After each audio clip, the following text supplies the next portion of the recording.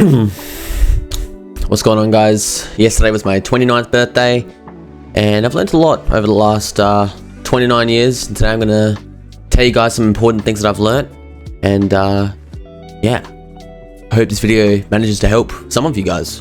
When I first started streaming, I had just turned 21, I believe, and it's a process. It definitely is a big learning curve. It's very exciting, and it also fills up your life very, very quickly. It's something you have to sacrifice a lot of when you start streaming. You're not as social, you don't have as much time to do certain things. Your relationships definitely take a hit. It's something to just be aware of. It's something I've noticed, out of the last 7 or 8 years I've done this. Your life suddenly gets super busy, and you already have all the other life stuff that's going on.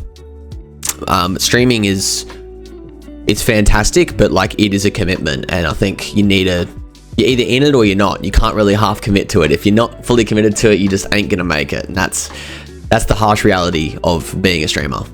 People are so scared to upload stuff that isn't perfect, and that is, guys, think of like when you watch old videos of like other YouTubers who are hugely successful. Their videos normally suck. Like, let's be honest, they're made poorly. The character they're portraying, or that they are, isn't who they are now, so it seems cringe, and you should be cringing at your old videos. It actually shows how much you've developed as a creator, or as a person even. So I think if you've made videos that are like, if you make something and you think it's crap, when you like look back on it, it's like, whatever, man, just leave it up. It's actually all a part of the process, and it's good for you to look back at it and recognize that you've become a better content creator. I think it's all a part of the process.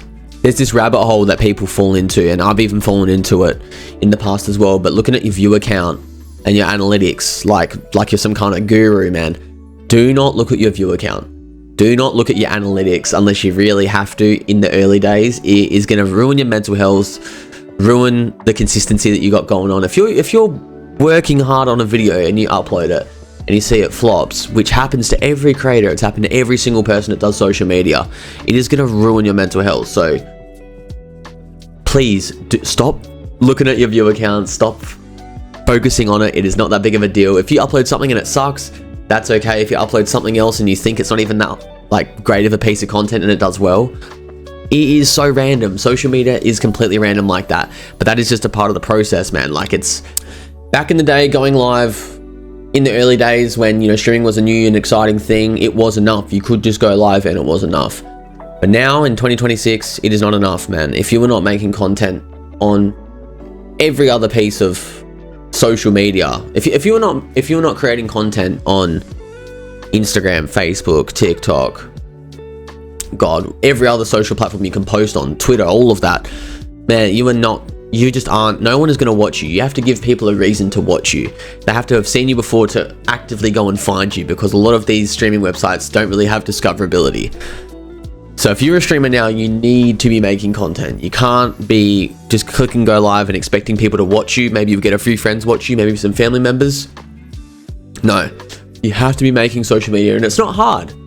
Social media, it is so easy to make stuff now. Twitch literally have a feature where they can clip it into a vertical style clip for you. It is so easy. You can get it straight from your stream. There's no reason why you can't do it. If you aren't doing this, you need to do this now. I've been posting close to every day for a few years, and it has helped me tremendously. I wouldn't be where I am now if I wasn't so consistent with posting. So be more consistent with social media in the big 2026. Be more consistent. I get asked this question consistently about people streaming and there's nobody in chat talking, so they're just dead quiet, they're not saying anything. Man, you need to pretend that you have like 100 viewers all the time and you are talking to every single damn person in there. I don't care if no one's responding, you're just asking like questions and no one's responding, but it's in case somebody comes through, and it implies that there is a community going on and you're interested. If you're not talking to your community, no one's going to want to watch you. People, unless you're like a professional player and people are watching you for strategy, let's be honest, 90% of us aren't that. You need to be entertaining and engaging with your audience. If you have no viewers, pretend that you have viewers.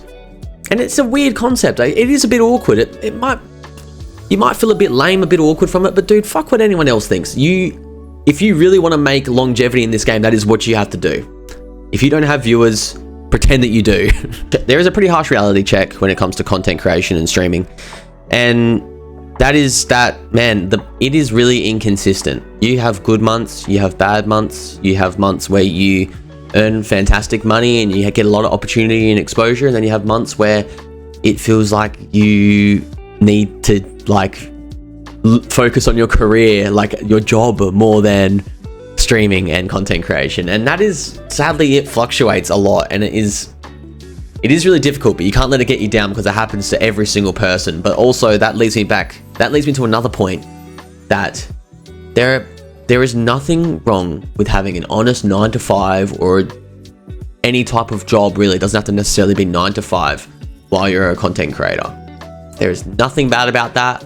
People always say that, like in my stream, they're like, oh, the J word, like it's like saying Voldemort or something. Like, man, I've worked full-time since I was 21.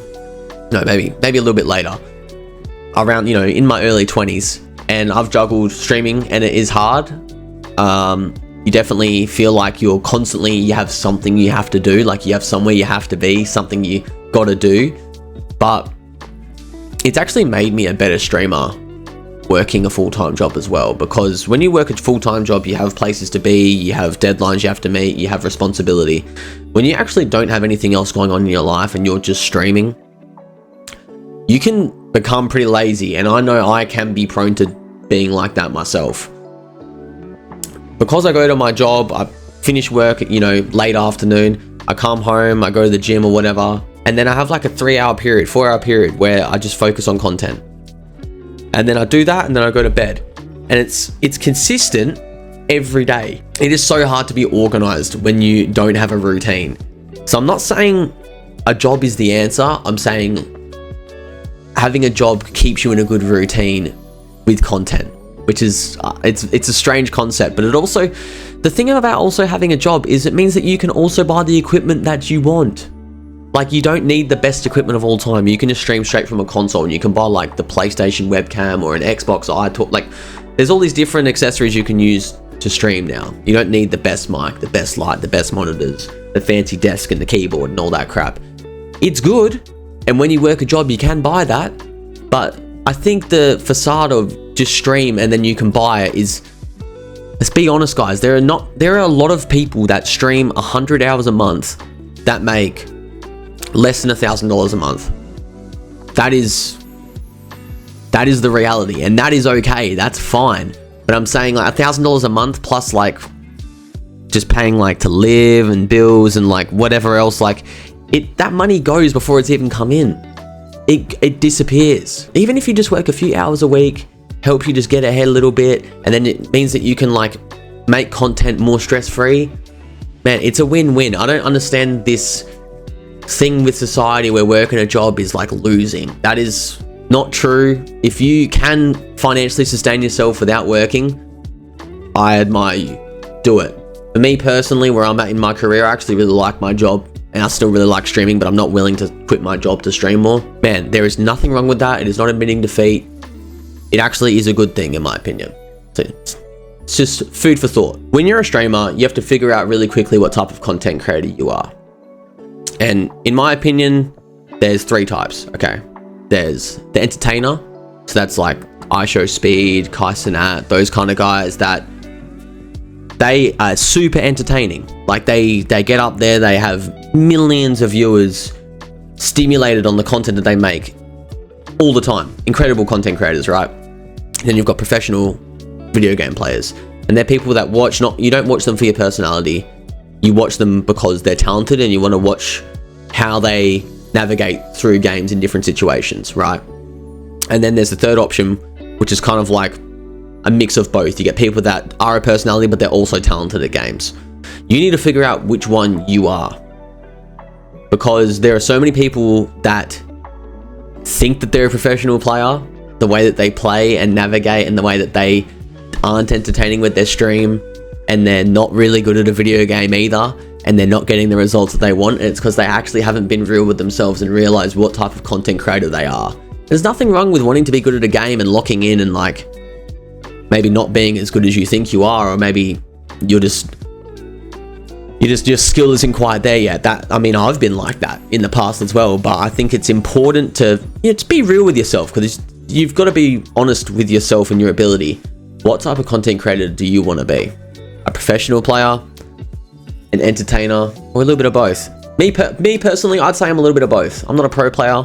I am entertaining, but I could be more entertaining. But I'm still very competitive with video games, so I'd say pick between those 3 options. There probably is more options, but for me, in my mind, those are the 3 key options. I'm going to leave you guys with this, okay? There is no deadline. You don't, like, once you've passed a certain age or a certain point in your life is when, like, it's all over and you can't do it anymore. There is no rule where it says at 21 you have to stop making content or you can't make it anymore. That is absolute nonsense. At any age, you can start, you can stop, you can learn, develop.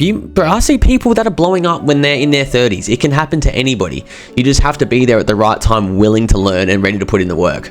If I could give every content creator or streamer one piece of advice, it'd be to stop focusing on if you're gonna make it and just learn to enjoy the experience. If you guys enjoyed this video today and you guys would like me to make more videos like this, please comment down below some questions maybe you'd like me to answer, and make sure you guys like and subscribe. Peace and love, guys.